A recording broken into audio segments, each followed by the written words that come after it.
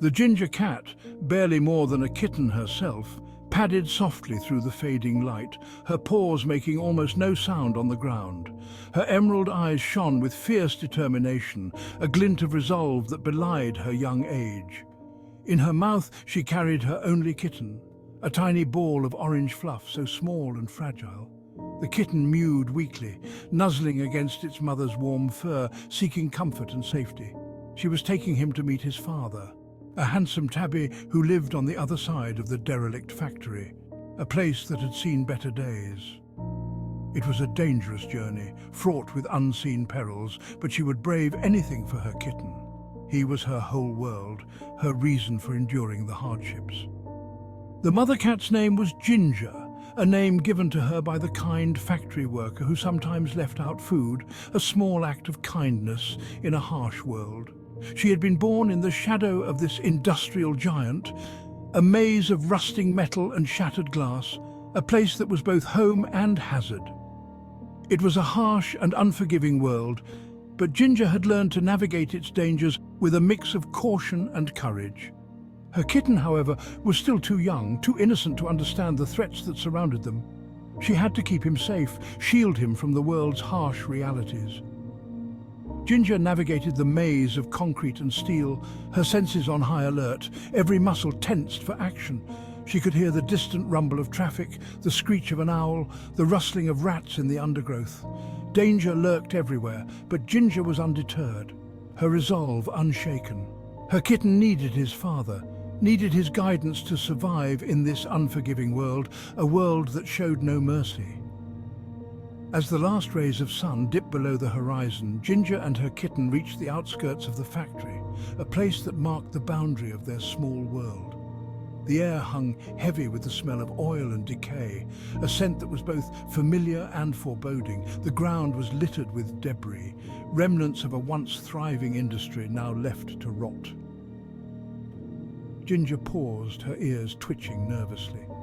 Something didn't feel right, an instinctive warning that made her fur bristle. The factory yard was a desolate landscape, a forgotten relic of a bygone era. Twisted metal and broken concrete stretched out under the bruised sky, remnants of a once thriving industry now left to decay. A low hum vibrated from the building, a constant reminder of its abandoned power, echoing through the empty halls. This was no place for a kitten, yet here she was, a tiny figure in a vast, empty wasteland. But Ginger had no choice. She had to get to the other side. She had to reach the tabby, her only companion in this forsaken place. The silence of the yard was suddenly shattered, a jarring interruption in the stillness. A deep, guttural bark echoed off the metal walls, reverberating through the empty space. Ginger's heart leaped into her throat. Dog, a big one, the sound was unmistakable. She knew the sound well. She had narrowly escaped their snapping jaws many times before, each encounter more harrowing than the last. Fear pulsed through her, cold and sharp, a primal instinct urging her to flee. She crouched low to the ground, shielding her kitten with her body, every muscle tensed and ready. The barking grew louder, closer, each bark a countdown to danger. Ginger could hear the heavy panting, the scrape of claws on concrete, the predator closing in. She had to get out of the open, find some semblance of safety. She scanned her surroundings frantically, searching for an escape route, her eyes darting from shadow to shadow. There, a gap in the wall, barely wide enough for her small frame. It was their only chance, a slim hope in a sea of despair.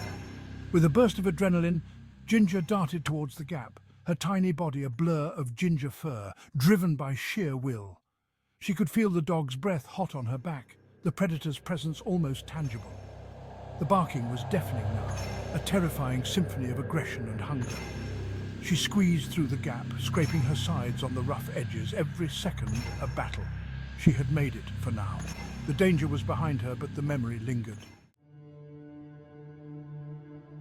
Inside the factory, the air was thick with dust and the smell of decay.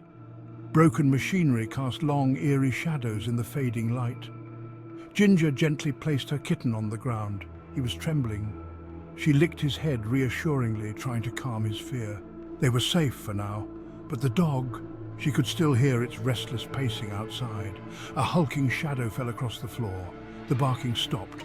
Ginger's blood ran cold. He had found them. Slowly, cautiously, the dog entered the factory. It was even bigger than she had imagined. A monstrous beast with powerful jaws and eyes that glinted like chips of obsidian. Ginger hissed, her fur standing on end, her body tensed to fight. The dog took a step closer, its muscles rippling beneath its thick coat. Ginger could smell its raw power, its primal instinct to hunt.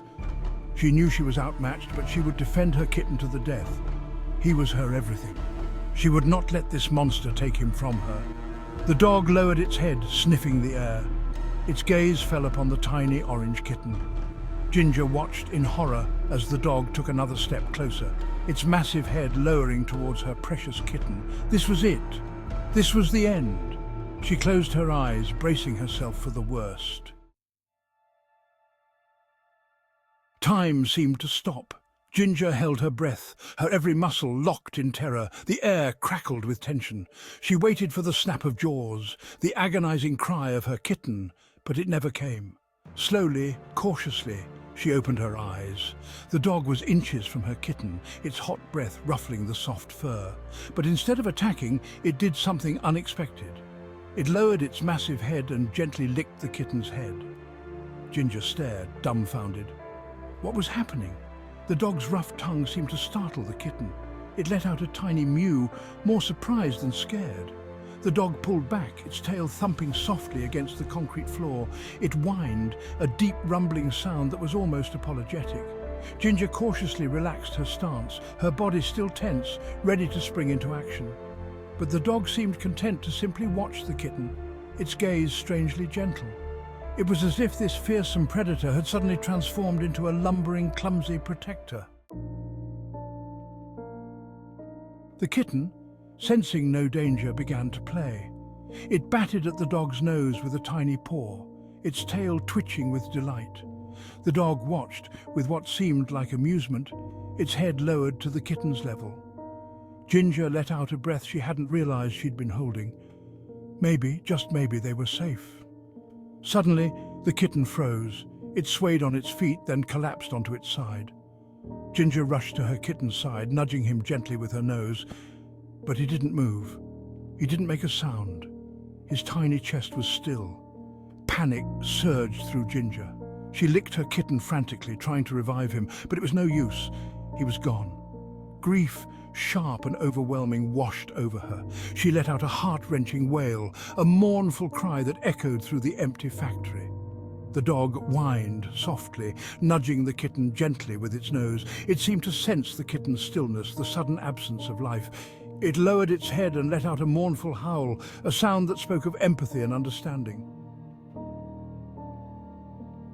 Ginger, lost in her grief, barely registered the dog's presence. She curled herself around her kitten's lifeless body, her tears soaking his fur. The world had shrunk to the small space that held her and her lost baby. Nothing else mattered. The dog, sensing her sorrow, did something unexpected. It gently nudged Ginger with its head, a gesture of comfort and support. She flinched but didn't move away. The dog's touch, once so terrifying, now held a strange comfort. It was as if this creature, this predator, understood her pain. The dog lay down beside Ginger, its warm body pressed against hers. She could feel its steady breathing, its solid presence a source of unexpected comfort in her grief. She wasn't alone. This unlikely companion, this creature she had feared just moments before, was mourning with her. As the first rays of dawn pierced through the grime-covered windows, Ginger knew she couldn't stay here. She had to move on, had to find a new place to call home. But what about the dog? It was still lying beside her, its head resting on its paws, watching her with those soulful eyes. Ginger stood up, her body stiff and sore from the long night. She gently nudged her kitten one last time, then turned to leave. She had to go, even though it broke her heart.